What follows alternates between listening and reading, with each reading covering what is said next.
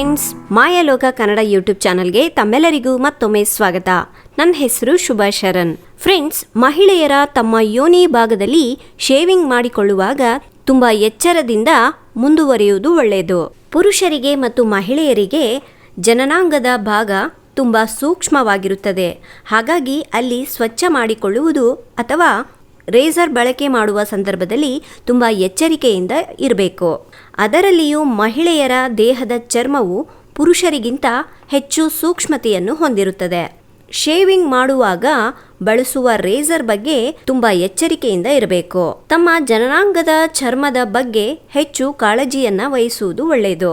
So friends, ಇವತ್ತು ನಾನು ನಿಮಗೆ ಈ ವಿಡಿಯೋದಲ್ಲಿ ನಿಮ್ಮ ಯೋನಿ ಎಷ್ಟೇ ಕಪ್ಪಾಗಿದ್ದರೂ ಅದನ್ನು ಬೆಳ್ಳಗೆ ಮಾಡುವಂಥ ಒಂದು ಅದ್ಭುತವಾದಂಥ ಟಿಪ್, ಅದರ ಜೊತೆಗೆ ನಿಮ್ಮ ಯೋನಿಯನ್ನು ಯಾವ ರೀತಿಯಾಗಿ ನೀವು ಸ್ವಚ್ಛಗೊಳಿಸ್ಕೋಬೇಕು ಅನ್ನೋದ್ರ ಬಗ್ಗೆ ಈ ವಿಡಿಯೋದಲ್ಲಿ ನಾನು ನಿಮಗೆ ಕಂಪ್ಲೀಟ್ ಮಾಹಿತಿಯನ್ನು ನೀಡಬೇಕು ಅಂದ್ಕೊಂಡಿದ್ದೀನಿ. ಸೊ ಮತ್ತೆ ತಡ ಮಾಡದೆ ಈ ವಿಡಿಯೋನ ಸ್ಟಾರ್ಟ್ ಮಾಡಿಲ್ವಾ? ಅದಕ್ಕಿಂತ ಮೊದಲನೇದಾಗಿ ನೀವು ಕೂಡ ಈ ರೀತಿಯಾದಂಥ ಡಿಫ್ರೆಂಟ್ ಟಿಪ್ಗಳಿಗೋಸ್ಕರ ವೆಯ್ಟ್ ಮಾಡ್ತಾ ಇದ್ರಾ? ಪ್ಲೀಸ್ ಒಂದು ಲೈಕ್ನ ಕೊಡಿ. ನೀವು ಇದುವರೆಗೂ ನಮ್ಮ ಚಾನಲ್ನ ಸಬ್ಸ್ಕ್ರೈಬ್ ಮಾಡಿಲ್ಲ ಅಂದರೆ ಸಬ್ಸ್ಕ್ರೈಬ್ ಮಾಡಿ. ಹಾಗೆ ಪಕ್ಕದಲ್ಲಿ ಕಾಣುವಂಥ ಬೆಲ್ ಐಕಾನನ್ನು ಕೂಡ ಕ್ಲಿಕ್ ಮಾಡಿ. ಫ್ರೆಂಡ್ಸ್, ನೀವು ಒಂದು ಲೈಕ್ ಕೊಡೋದ್ರಿಂದ ನಾವು ಇನ್ನೂ ಇದೇ ರೀತಿ ಒಳ್ಳೆ ಇನ್ಫಾರ್ಮೇಟಿವ್ ವಿಡಿಯೋಗಳನ್ನ ಮಾಡಲಿಕ್ಕೆ ಪ್ರೋತ್ಸಾಹ ನೀಡಿದವರಾಗ್ತೀರಾ. ಫ್ರೆಂಡ್ಸ್, ಫಸ್ಟ್ ನಾನು ನಿಮ್ಮ ಪ್ರೈವೇಟ್ ಪಾರ್ಟ್ಗಳನ್ನು ಯಾವ ರೀತಿಯಾಗಿ ಬೆಳ್ಳಗೆ ಮಾಡ್ಕೋಬೇಕು ಅನ್ನೋದ್ರ ಬಗ್ಗೆ ಒಂದು ಟಿಪ್ನ ತಿಳಿಸ್ತೀನಿ. ಸೊ ಈ ಟಿಪ್ನ ಯೂಸ್ ಮಾಡಿದ್ರೆ ನಿಮಗೆ ಒಳ್ಳೆ ರಿಸಲ್ಟ್ ಸಿಗುತ್ತೆ. ಇದಕ್ಕಾಗಿ ನೀವು ನಮ್ಯಾ natural skin care intimate hygiene wash with haldi and chandan ಅಂತ ಹೇಳಿ ಇದರ ಹೆಸರು. ಸೊ ಇದನ್ನು ಹೇಗೆ ಯೂಸ್ ಮಾಡಬೇಕು ಅಂದರೆ ಫಸ್ಟು ನಿಮ್ಮ ಪ್ರೈವೇಟ್ ಪಾರ್ಟ್ಗಳನ್ನು ಚೆನ್ನಾಗಿ ನೀರಿನಿಂದ ವಾಶ್ ಮಾಡಿಕೊಂಡು ಆ ನಂತರ ನೀವು ಈ ವಾಶನ್ನು ಈ ರೀತಿಯಾಗಿ ಅಪ್ಲೈ ಮಾಡ್ಕೋಬೇಕು. ತೋರಿಸ್ತಾ ಇದ್ದೀನಲ್ವ, ನಾನು ಹೇಗೆ ತೋರಿಸ್ತಾ ಇದ್ದೀನೋ ಆ ರೀತಿ ಚೆನ್ನಾಗಿ ಅಪ್ಲೈ ಮಾಡ್ಕೊಳ್ಳಿ.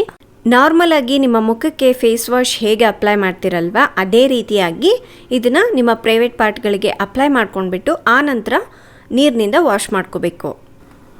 ಆ ನಂತರ ಒಂದು ಟುವೆಲ್ನಿಂದ ಒರೆಸ್ಕೊಂಡ್ಬಿಟ್ಟು ನೆಕ್ಸ್ಟ್ ನಾನಿಲ್ಲಿ ನಮ್ಯಾ ಇಂಟಿಮೇಟ್ ಲೈಟನಿಂಗ್ ಸೆರಮ್ನ ಹೇಗೆ ಯೂಸ್ ಮಾಡೋದು ಅಂತ ತೋರಿಸ್ತಾ ಇದ್ದೀನಿ. ವಾಶ್ನ ಯೂಸ್ ಮಾಡಾದ್ಮೇಲೆ ಸೆರಮ್ನ ಅಪ್ಲೈ ಮಾಡ್ಕೋಬೇಕು. ಈ ರೀತಿ ಸ್ವಲ್ಪ ಸೆರಮ್ನ ತೊಗೊಂಡ್ಬಿಟ್ಟು ಆ ಜಾಗಕ್ಕೆ ಸ್ವಲ್ಪ ಸೆರಮ್ನ ತೊಗೊಂಡು ನಾರ್ಮಲ್ ಕ್ರೀಮ್ ಹೇಗೆ ಅಪ್ಲೈ ಮಾಡ್ತೀವಲ್ವ ಆ ರೀತಿಯಾಗಿ ಇದನ್ನು ಹಚ್ಕೋಬೇಕು. ವಾಶು ಮತ್ತು ಸೆರಮ್ನ ದಿನಕ್ಕೆ 2 ಸಲ ಯೂಸ್ ಮಾಡ್ಕೋಬೇಕು. ಅದಾದ ನಂತರ ಸೊ ಫ್ರೆಂಡ್ಸ್, ಈ ಕ್ರೀಮು ಸೆರಮ್ನ ಹೇಗೆ ಯೂಸ್ ಮಾಡೋದು ಅಂತ ನೋಡಿದ್ರಲ್ವಾ. ಇವಾಗ ಶೇವಿಂಗ್ನ ಯಾವ ರೀತಿಯಾಗಿ ಕೇರ್ಫುಲ್ಲಾಗಿ ಮಾಡ್ಕೋಬೇಕು ಅನ್ನೋದ್ರ ಬಗ್ಗೆ ನೋಡೋಣವಾ. ಫಸ್ಟು ನಿಮ್ಮ ಪ್ರೈವೇಟ್ ಪಾರ್ಟ್ಗಳನ್ನು ಉಗುರು ಬೆಚ್ಚಗಿನ ನೀರಿನಲ್ಲಿ ಸ್ವಚ್ಛ ಮಾಡ್ಕೋಬೇಕು. ಇದರಿಂದ ಚರ್ಮ ತುಂಬ ಸಾಫ್ಟ್ ಆಗಿ ಆಗುತ್ತೆ. ಅಂದರೆ ನೀವು ಶೇವಿಂಗ್ ಮಾಡುವಾಗ ಅಲ್ಲಲ್ಲಿ ಕಟ್ ಆಗೋದು ಆ ರೀತಿ ಏನೂ ಆಗೋದಿಲ್ಲ. ಅದಕ್ಕಾಗಿ ಉಗುರು ಬೆಚ್ಚಗಿನ ನೀರಿನಿಂದ ಸ್ವಚ್ಛ ಮಾಡಿಕೊಂಡ್ರೆ ತುಂಬ ಒಳ್ಳೆಯದು. ಇದರಿಂದಾಗಿ ಸತ್ತ ಜೀವಕೋಶಗಳು ನಿವಾರಣೆಯಾಗಿ ಚರ್ಮದ ಒಳಭಾಗದಲ್ಲಿ ಬಂದಿರುವ ಕೂದಲುಗಳನ್ನು ಇಲ್ಲದಂತೆ ಮಾಡುತ್ತೆ.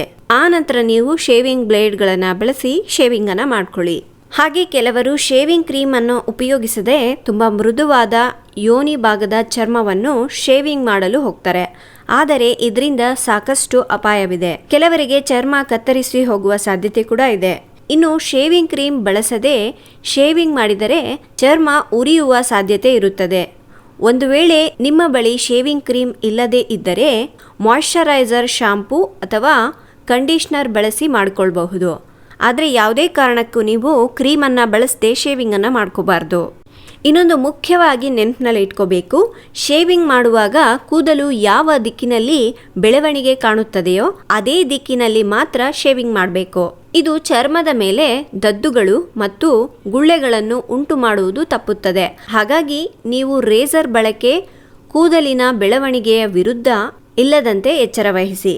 ಶೇವಿಂಗ್ ಮಾಡುವಾಗ ಕಾಲುಗಳ ಕಡೆಗೆ ರೇಸರ್ ತಿರುಗಿಸಿಕೊಳ್ಳುವುದರಿಂದ ಯಾವುದೇ ಅಪಾಯವಿಲ್ಲದ ಹಾಗೆ ಶೇವಿಂಗ್ ಮಾಡಬಹುದು.